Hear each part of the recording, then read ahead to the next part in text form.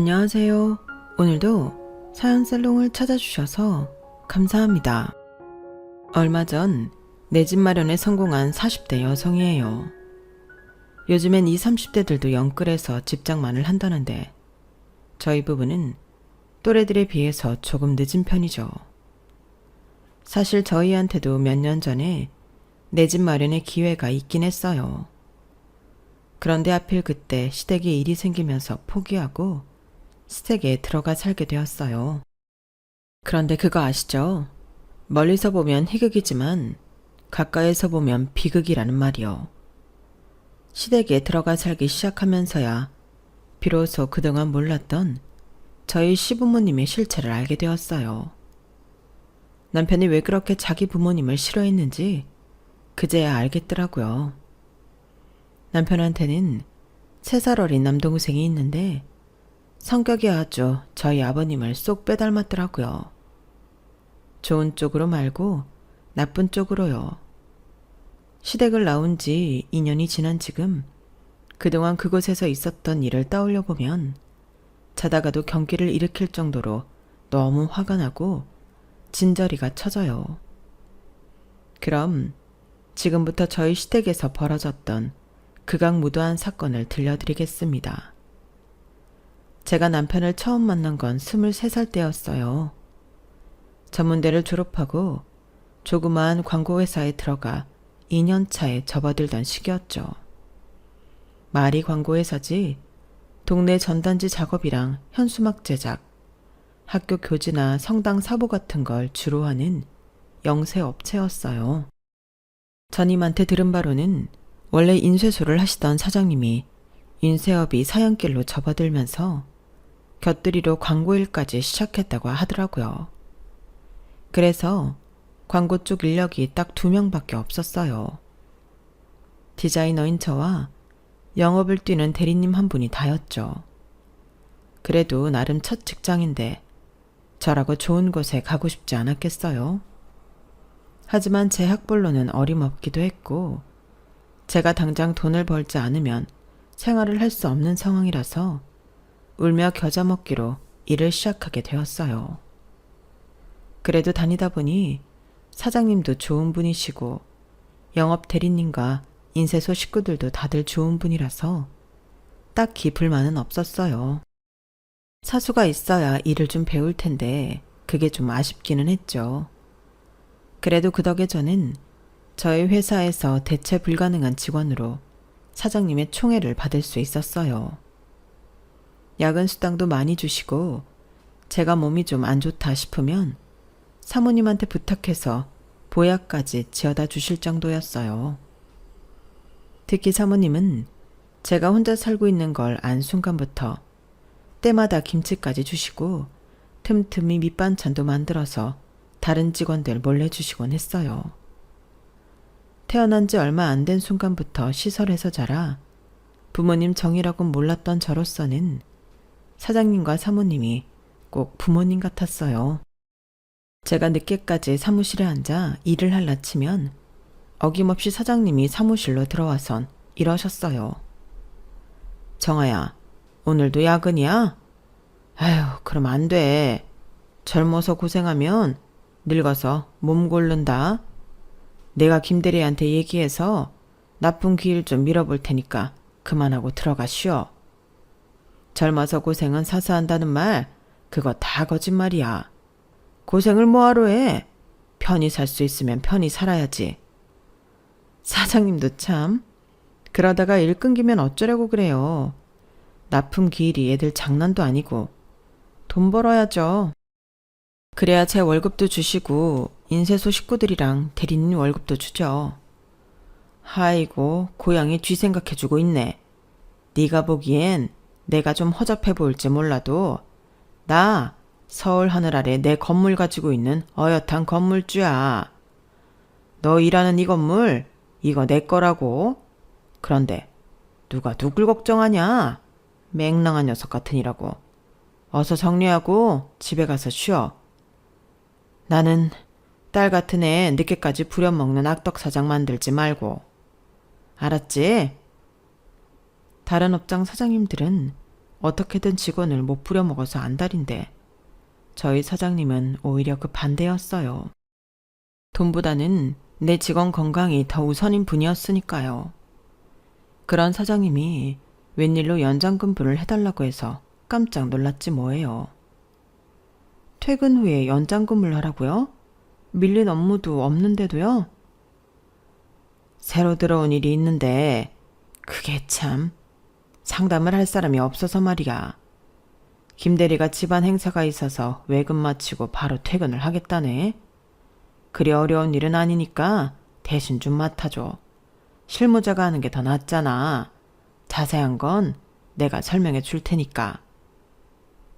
평소 사장님한텐 고마운 일도 많아서 흔쾌히 알겠다고 했어요. 그렇게 맡게 된 일은 근처 고등학교 교지를 만드는 일이었어요. 간단한 표지 디자인과 출판 편집 일이었죠. 인쇄소를 함께 겸하는 회사라서 종종 출판 일이 들어오기는 하지만 제가 출판 디자인 전문이 아니다 보니 일반 출판사 편집에 비하면 퀄리티는 좀 떨어지는 수준이었어요. 그래서 어려운 작업은 아예 주문부터 받지 않았는데 고등학교 교지라고 하니까 크게 걱정은 안 되더라고요. 제발 학생들이 제 실력의 한계를 눈치채지 않기를 바랄 뿐이었죠. 그런데 사장님이 말한 학생은 안 오고 교지 담당인 국어 선생님이 직접 왔더라고요. 죄송합니다. 저 때문에 퇴근도 못 하시고 대신 오면서 커피랑 생크림 케이크 좀 사왔어요. 출출하실 텐데 일단 먹고 할까요? 딱 봐도 20대 후반에서 30대 초반쯤으로 보이는 국어 선생님은 꽤 잘 생겼더라고요. 거기다 목소리도 좋고 매너는 또 어찌나 좋은지 직장이 아니었다면 저도 모르게 전화번호를 물어볼 뻔했다니까요. 어찌됐건 간에 미래의 내 남편이 되었으니 상관없지만요.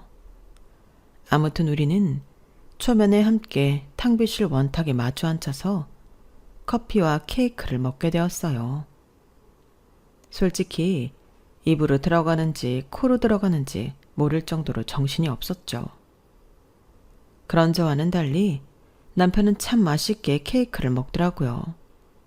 그런데 그 모습이 개걸스럽다거나 지저분해 보인다거나 하기보다는 이상하게도 우아해 보였어요.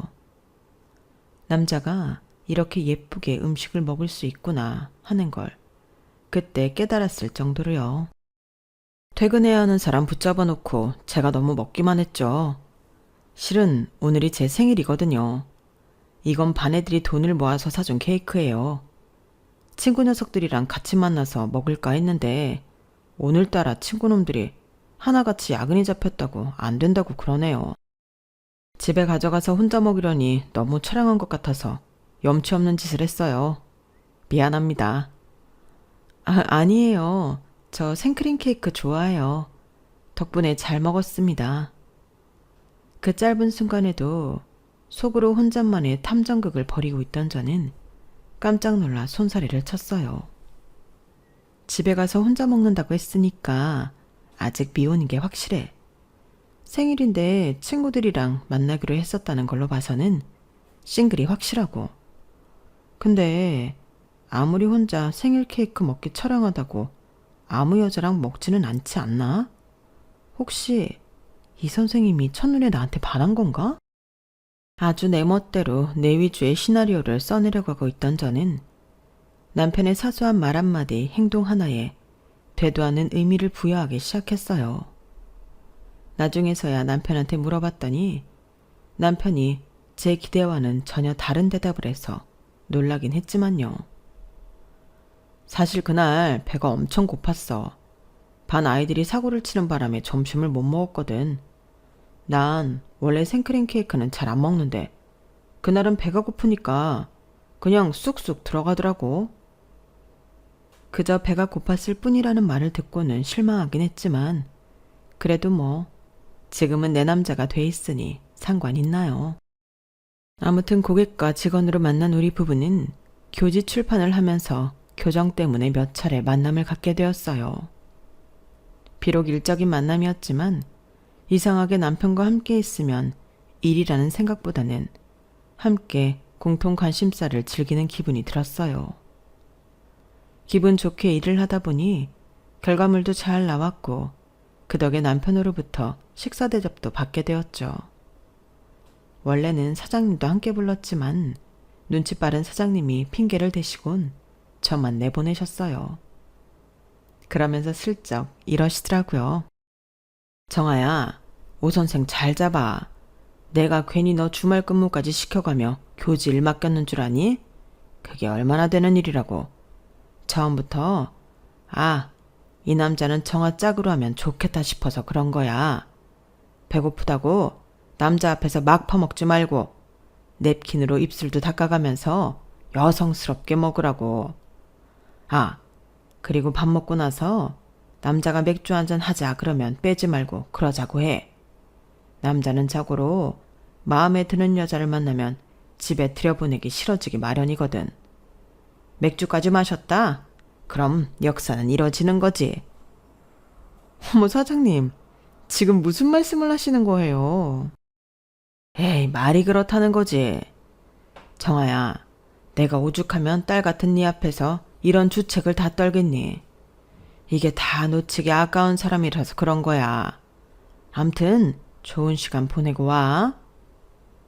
마치 아빠가 첫 데이트를 앞둔 딸한테 충고를 하듯 사장님은 제게 이것저것 데이트 팁을 주시며 혼수를 두셨어요. 그런데 이런 상황이 너무 좋더라고요. 어릴 때부터 세상에 나 혼자라는 생각을 갖고 살았던지라 누군가의 관심과 참견이 오히려 따뜻하고 감사하게 느껴졌거든요. 사장님의 혼수를 잘 챙겨 듣고 나간 자리에서 남편은 평소와 달리 꽤 긴장한 모습을 보였어요. 그 모습에 속으로 나랑 둘이 있는 게 그렇게 불편한가 생각했죠.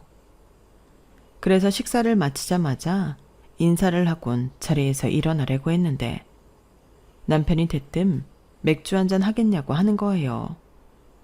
순간 사장님이 하셨던 말이 떠올랐어요. 이거 분위기가 묘하게 돌아가네? 설마 사장님 말처럼 되는 건가? 반신반의한 기분으로 근처 이자카야에서 맥주를 마시게 됐어요. 그런데 혹시 사귀는 사람 있어요? 난 없는데. 그 말을 하는 남편의 얼굴이 발갛게 달아올랐어요. 저보다 8살이나 많은 남자가 이렇게 귀여워 보여도 되나 싶을 정도로 귀엽더라고요. 그래서 남편이 내민 손을 덥석 잡아버렸습니다. 그렇게 시작된 연애는 1년이 지나 2년, 3년 가까이 이어졌어요. 그러는 사이 서로에 대한 사소한 일관이 다 공유하는 사이가 되어버렸죠.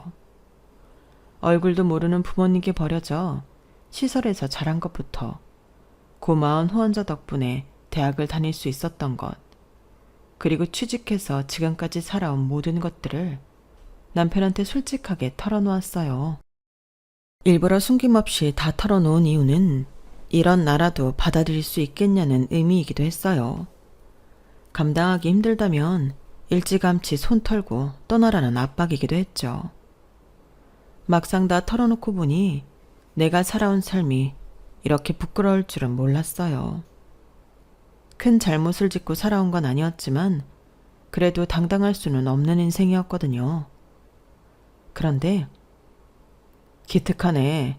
혼자서 그 시간들을 견뎌냈다는 게 정말 대단하고 멋져. 난 지금까지 살면서 항상 내 부모를 원망하며 살았어. 그래서 경제적으로 독립할 수 있는 순간이 되자마자 다 버리고 뛰쳐나와 버린 거고. 자기 얘기를 들으니 왠지 부럽네. 나이만 많이 먹었지 내가 자기보다 더 어린 것 같아서 부끄러워. 남편이 자신의 부모를 증오하며 살았던 데는 이유가 있었어요. 남편은 어릴 때부터 부유한 가정에서 자랐지만 한순간도 행복하다거나 자신의 삶이 떳떳하지 못했다고 해요. 그건 아버님의 직업 때문이었죠. 젊은 시절 조직 생활을 하셨던 아버님은 사채업자였던 아버님은 남편이 초등학교에 들어가던 무렵 그간의 조직 생활을 청산하고 개인 사업을 시작하셨대요. 말이 좋아 사업이지. 엄청난 이자를 받아먹는 악덕 사채업이었어요. 그때까지만 해도 남편은 자기 아버지가 정확히 어떤 일을 하는지 몰랐대요. 그러다 초등학교 5학년 때 친구 집에 놀러 갔다가 자기 아버지의 실체를 맞닥뜨리게 된 거죠. 책가방을 맨 채 친구들 서너씨 함께 한 친구 집으로 놀러 갔는데 거기에 아버님이 똘마니들을 데리고 와선 집기를 부수고 친구네 아빠를 패고 있었던 거예요. 친구네 집은 작은 슈퍼를 하고 있었는데 가게 안쪽에 있는 안채에서 생활을 하고 있었나 봐요. 바닥엔 과자며 빵, 온갖 물품들이 내던져져 있고 친구 아버지는 얼마나 맞았는지 얼굴에선 피가 흐르고 있었대요. 슈퍼집 친구는 만신창이가 되어 바닥에 쓰러져 있는 자기 아빠한테 달려가 끌어안고 울음을 터뜨렸고 함께 따라온 아이들은 겁을 먹곤 벌벌 떨고 있었죠. 그때 놀란 표정으로 그 자리에 굳어있는 제 남편을 아버님이 발견하셨어요. 그리고는 이렇게 말씀하셨다네요. 상훈이 너도 잘 봐도 돈 없으면 이렇게 자식 앞에서 처맞고 사는 거야. 그러니까 너도 정신 똑바로 차리고 살아야 돼. 이 아버지처럼 강한 사람이 되어야 한다고. 그때 남편은 자기 아버지가 너무 원망스러웠대요. 친구 아버지를 자식 앞에서 피투성이로 만들고도 미안한 줄도 모르고 자신의 힘을 과시하는 게 너무 한심하고 창피했던 거죠. 그날 이후 남편은 학교에서 아이들한테 따돌림을 당했어요. 그날 그 자리에 함께 있었던 아이들이 발빠르게 소문을 내버린 탓이었죠. 악덕 사채업자 아들이라는 이유로 친구 부모들은 자기 아이들을 제 남편과 못 놀게 했고 몇몇 아이들은 제 남편한테 돌을 던지거나 비아냥거리기도 했대요. 그 동네에서 중학교까지 다녀야 했던 남편은 동네를 걸어 다닐 때마다 고개를 숙이고 다녀야 했어요. 남편이 지나갈 때마다 동네 사람들이 소곤대는 소리가 빠짐없이 들렸거든요. 그러다 남편이 고등학교에 들어갈 무렵 아버님은 번화가로 나가 번듯한 금융회사를 차리셨어요. 말이 금융회사지 이름만 바꾼 사채 사무소나 진배 없었죠. 회사 근처로 이사를 가는 바람에 전학을 가게 됐던 남편은 그제야 자기 아버지가 뭐 하는 사람인지 모르는 친구들 사이에서 생활하게 되었어요. 그래도 딱히 친구는 사귀지 않았다더군요. 혹시라도 자기 아버지 직업을 알게 될까 두려워서 그랬던 거죠. 그래도 그 덕에 성적은 잘 받을 수 있었던 것 같아. 친구가 없으니까 공부를 하게 되더라고. 아버지가 나한테 해준 최대 선물이었지. 대학을 졸업하고 임용고시에 패스해 지금의 학교에 발령을 받자마자 남편은 집을 나왔다고 했어요. 대학 시절 아르바이트를 하며 열심히 모았던 돈으로 작은 월세 원룸을 구했고 거기서 처음 해방감을 느낄 수 있었다더군요. 교사가 된 이후 남편은 본가와 연락을 끊었어요. 몇 번은 어머님이 학교로 찾아오기도 했지만 한 번만 더 찾아오면 그 자리에서 혀 깨물고 죽어버리겠다고 그렇게 말까지 하며 밀어냈대요. 그렇게 교사로서 살아가며 조금씩 집을 넓히고 더는 부모 형제 때문에 가슴 조이는 일 없이 살다가 저를 만난 거였죠. 태어날 때부터 부모 형제가 없었던 저와 있어도 없이 살고 싶었던 남편. 둘 중에 누가 더 행복했는지는 알 수 없었지만 그게 뭐 중요한가요? 지금 이 순간 우리 두 사람이 만나 행복하면 그만인 거죠. 서로 각각의 아픔을 지닌 우리는 사귄 지 3년이 조금 지난 시점에 결혼을 했어요. 딱히 식은 올리지 않고 혼인신고와 신혼여행만 감행했죠. 저희 회사 사장님은 그래도 결혼식 사진은 한 장 남겨야 한다며 저희 부부를 사진관에 데려가 자비로 웨딩 사진 촬영을 해주셨어요. 덕분에 썰렁하던 거실벽에 떡하니 웨딩 사진이 걸리게 되었죠. 결혼 후에도 계속 직장 생활을 하던 저는 출산을 한 뒤부터 일을 쉬게 되었어요. 사장님은 사무실에 애 업고 나와서 일해도 되니 계속 일을 하라고 하셨지만 그건 제가 못하겠더라고요. 애 때문에 일도 제대로 할 수 없는 데다 고객들이 왔을 때 보기에도 안 좋잖아요. 그래도 가끔 회사 일이 바쁠 때면 종종 아르바이트로 단발성 작업은 해드리곤 했어요. 용돈벌이로 꽤 짭짤해서 살림에 꽤 도움이 되더라고요. 그러다 아이가 어린이집에 다니게 되면서 다시 복직을 하게 됐고 확실히 둘이 버니까 돈도 금방 모이더라고요. 그러다 2년 뒤 둘째를 출산하면서부터는 아이의 일을 그만두게 되었어요. 남편이 많이 도와주기는 하지만 애 둘을 키우면서 살림까지 해야 하기 때문에 아무래도 일까지 병행하는 건 벅차겠더라고요. 그래도 남편 방학 땐 시간이 나서 전처럼 회사에서 일감을 따다 하곤 했는데 그것도 불가능하게 되었어요.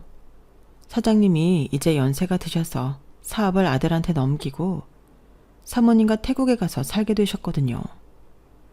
평생 고생하며 일만 했으니 노년은 아내와 함께 골프도 치면서 여생을 즐기시겠다고요. 그동안 신세진 것도 많고 감사한 일도 많아서 태국으로 떠나시는 비행기표는 제가 끊어드렸어요. 그랬더니 사모님이 펑펑 우시면서 언제든 태국으로 놀러 오라고 하시더군요. 마치 친정 부모와 헤어지는 것처럼 공항에서 부둥켜 안고 얼마나 울었나 몰라요. 공항에서 집으로 돌아오는 길에 문득 그런 생각이 들었어요. 피 한 방울 안 섞인 남인데도 헤어지는 게 이렇게 힘든데 우리 부모님은 나를 버릴 때 어떤 심정이었을까 하고 말이죠. 그러면서 죽을 만큼 힘들었기를 바랐어요. 그래야 덜 억울할 것 같았거든요. 한 번의 큰 이별을 한 뒤 저희 집에는 또 다른 이별이 있었어요. 남편이 부모님과 연을 끊고 산 지 13년 만에 어머님한테 연락이 온 거예요. 아버님이 세상을 떠나셨다고요. 장례식장에 가지 않겠다는 남편을 구슬러 가까스로 끌고 가 아버님 마지막 가시는 길을 배웅을 해드렸어요. 그리고 어머님과 시동생 내외한테는 뒤늦은 인사를 했고요.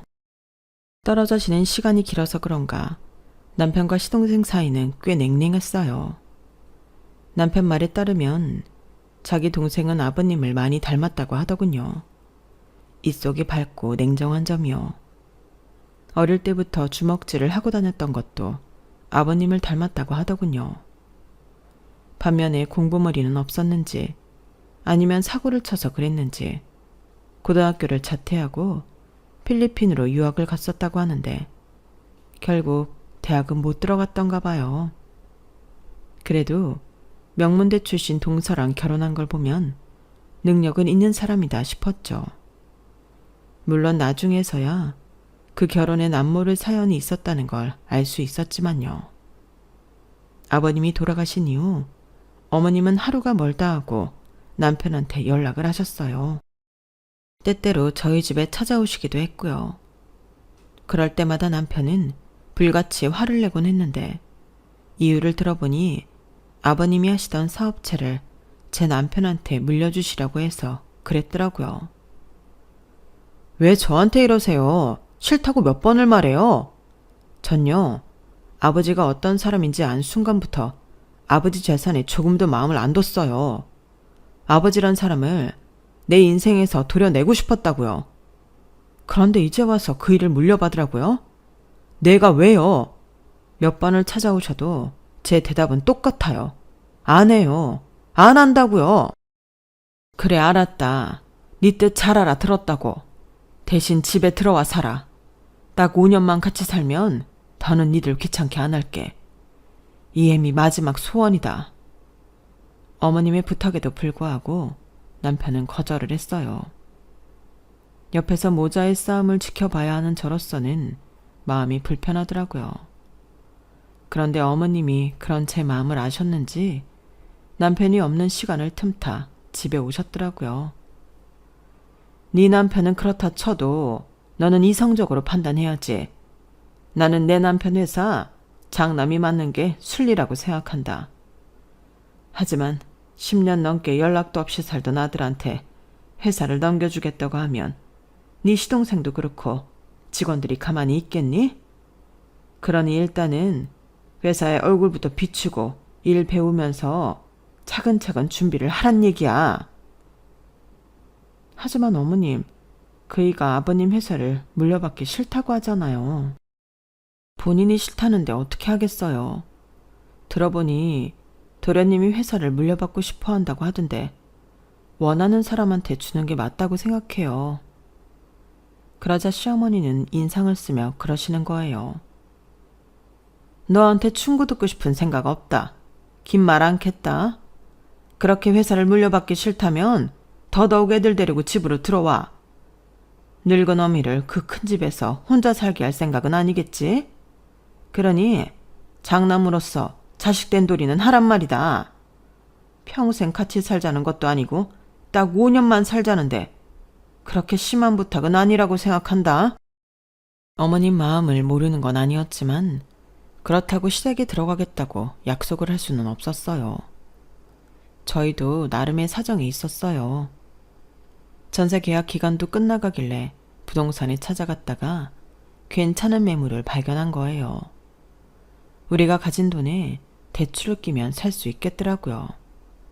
물론 온전한 우리 집이라기보다는 은행과 공동구매하는 셈이지만요.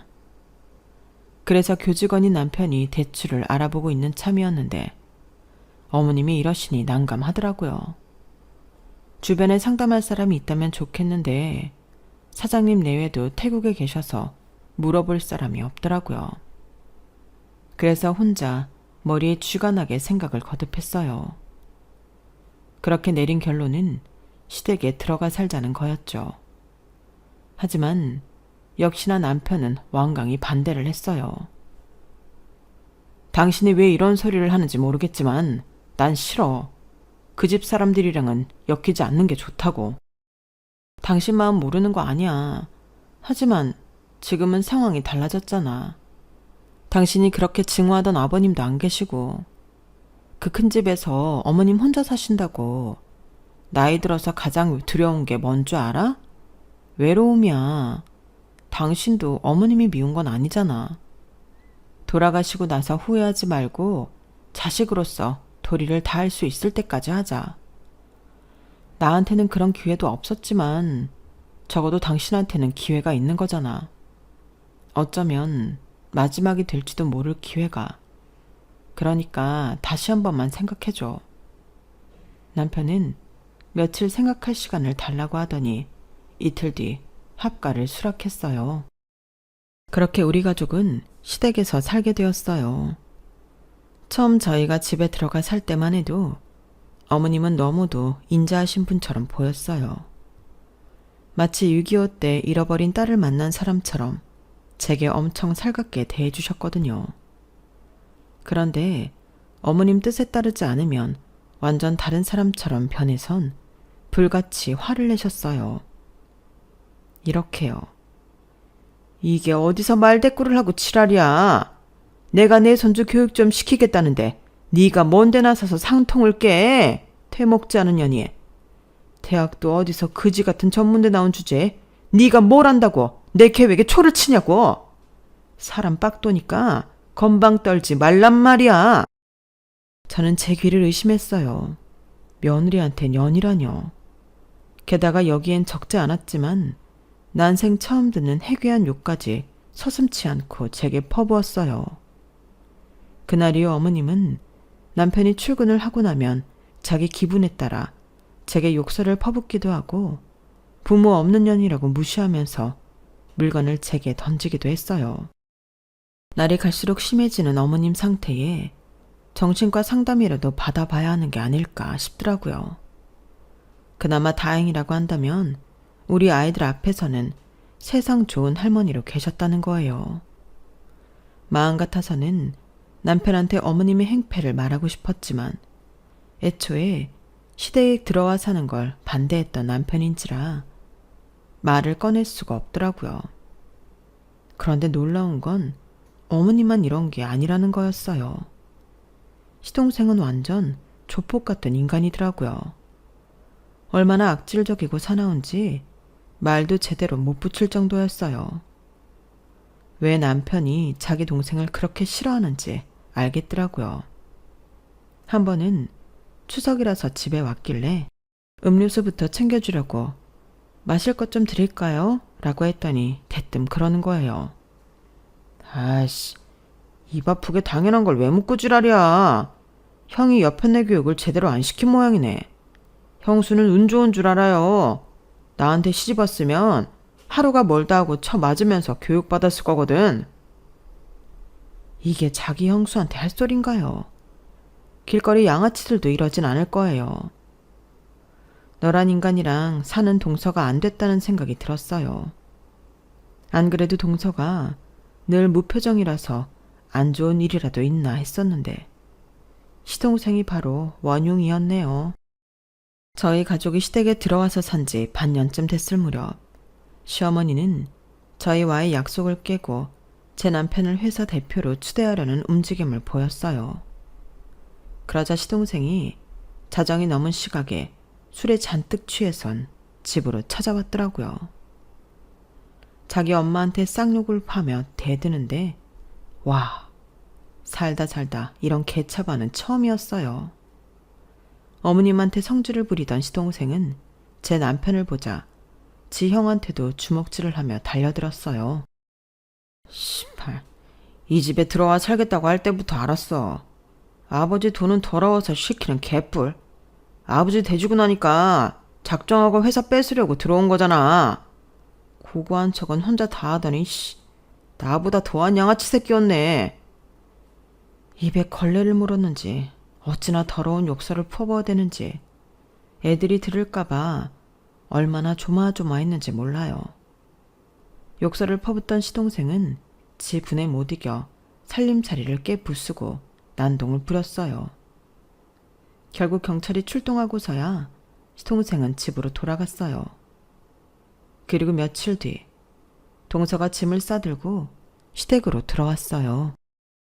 말로는 시동생이 몇 달간 지방으로 출장을 가게 돼서 혼자 지내기 무서워왔다고 했지만 딱 봐도 그건 아닌 것 같았어요. 동서는 평소에도 표정이 없는 편이긴 했지만 이번엔 마치 혼이 나간 사람 같았어요. 삶에 의욕이 없는 것처럼 밥도 제대로 먹지 않고 마치 시체가 걸어다니는 것 같더라고요. 동서가 반응을 보이는 건 오직 우리 애들한테 뿐이었어요. 그런데 그 반응 때문에 우리 애들이 많이 놀라곤 했어요. 동서가 우리 애들을 끌어안고 서럽게 울어대곤 했거든요. 그러다 나중에 우연한 기회가 생겨서 동서랑 얘기를 나눌 수 있었는데 그때 왜 동서가 이런 상태가 됐는지 들을 수 있었어요. 그 얘기를 듣고 어찌나 화가 나던지 제가 더 화를 냈어요. 뭐? 그럼 도련님한테 맞아서 유산을 냈다는 거야? 아니 뭐 그런 미친 인간이 다 있어. 동서는 그걸 그냥 가만뒀어? 친정이 잘 산다며. 친정 부모님 도움을 받아서라도 죄값 치르게 했었어야지. 형님은 그 사람이 어떤 인간인지 몰라요. 내가 만약 그 사람한테 소송이라도 건다면 나도 내 친정 식구들도 무사하지 못할 거예요. 나도 이 지옥 같은 생활 이제 끝내고 싶어요. 친정 부모님이 걱정하실까봐 남편한테 맞아서 유산을 했다는 말도 못하고 자기 남편을 피해서 시댁으로 온 거였죠. 적어도 이 집에는 우리 부부가 살고 있으니까 시동생이랑 시어머니가 자기를 어쩌지 못할 거라고 생각했던 거예요. 동서의 아픔을 알게 된 이후 우리는 부쩍 가까워졌어요. 우리 애들도 작은 엄마를 잘 따라서 가끔은 애들을 데리고 동서랑 놀이공원도 가고 아동국도 보러 다니곤 했어요. 그렇게 석 달 정도 지났을까요? 시동생이 시댁으로 찾아왔더라고요. 혹시라도 동서한테 해코지를 하지 않을까 싶어서 저는 동서 곁을 떠날 수가 없었어요. 그런데 시동생이 동서한테 이혼 서류를 내밀지 뭐예요. 돈 많은 처가덕을 보겠다고 이혼은 절대 안 된다고 했던 인간이 말이죠. 그런데 이혼을 하려는 이유가 뭔지 아세요? 동선의 친정이 망했기 때문이었어요. 이제 볼장 다 봤다는 투로 이혼 서류를 동서 얼굴에 내던지는 시동생을 보니 쓰레기도 이런 쓰레기가 없다 싶었어요. 동서는 혹시라도 남편이 마음을 바꿀까 싶어 별다른 말 없이 이혼 서류를 작성했어요. 그리곤 한 달 뒤 이혼이 성립되자 기다렸다는 듯 시댁을 나갔어요. 동서는 꼭 연락하겠다고 몇 번이나 약속을 했지만 그 후 단 한 번도 연락이 없었어요. 동서와 이혼을 한 시동생은 1년쯤 지나 재혼을 했어요. 이번에 결혼한 여자는 전 동서보다도 더 잘 사는 집 딸이었어요. 무슨 재주로 있는 집 딸을 연달아 데려오나 신기하기만 하더라고요. 새로 들어온 동서는 묘하게 이전 동서와 닮은 구석이 있었어요.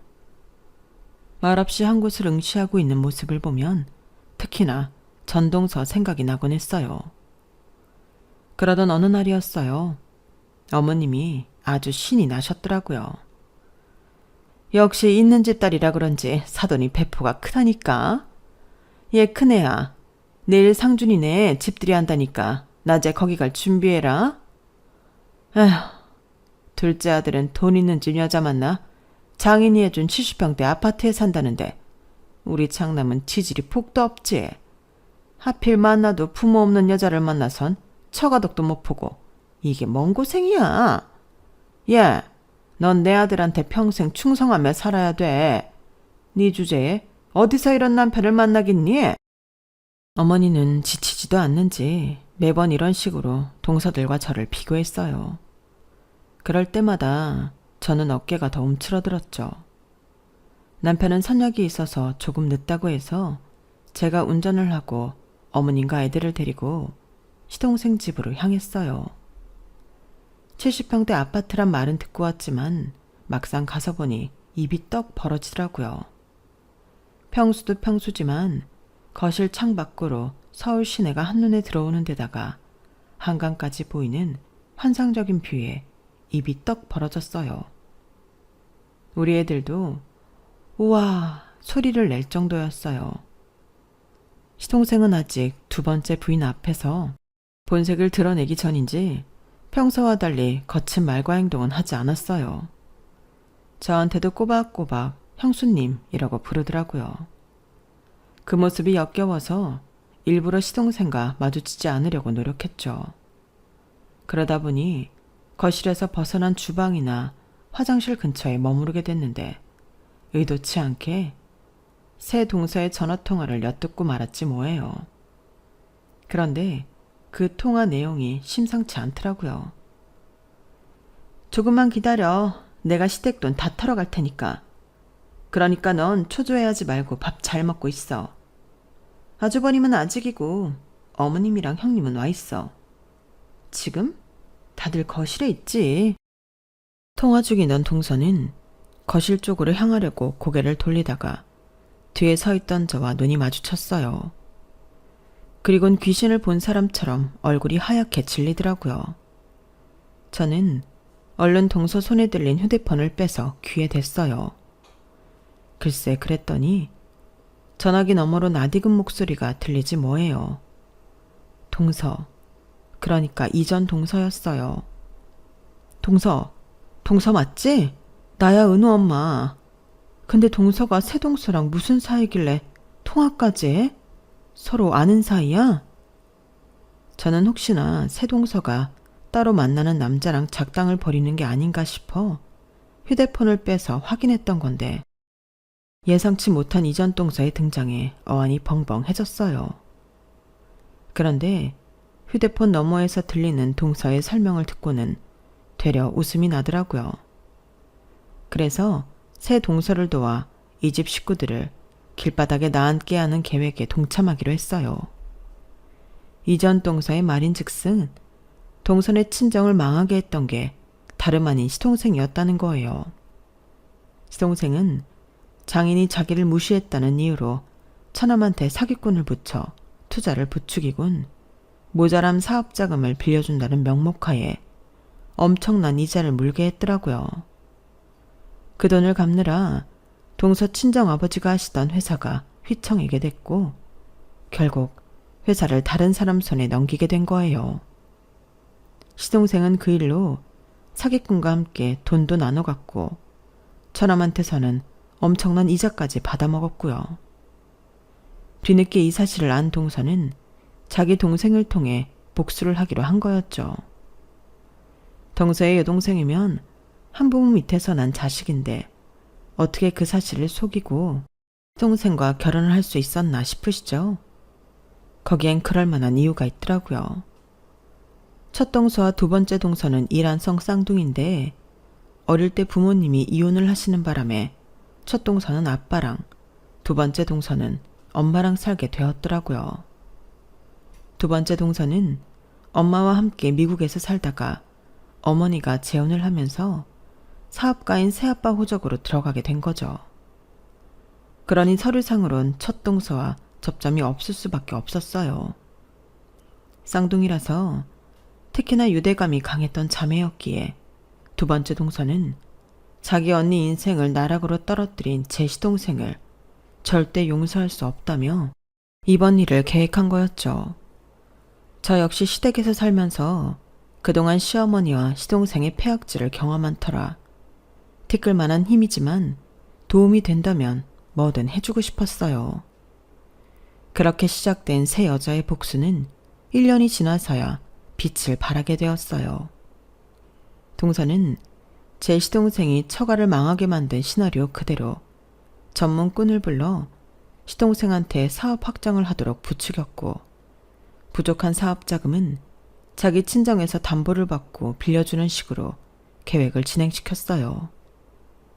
자기가 덫에 걸린 줄도 모르고 떼돈 벌 생각에 들떠있던 시동생은 벽장 속 곶감을 빼먹듯 회사 건물이며 본가 집문서를 담보로 처가에서 수시로 돈을 융통에다가 사기꾼 입에 넣어줬고 1년이 지나서야 그동안 투자했던 사업이 사기였다는 사실을 깨닫게 되었죠.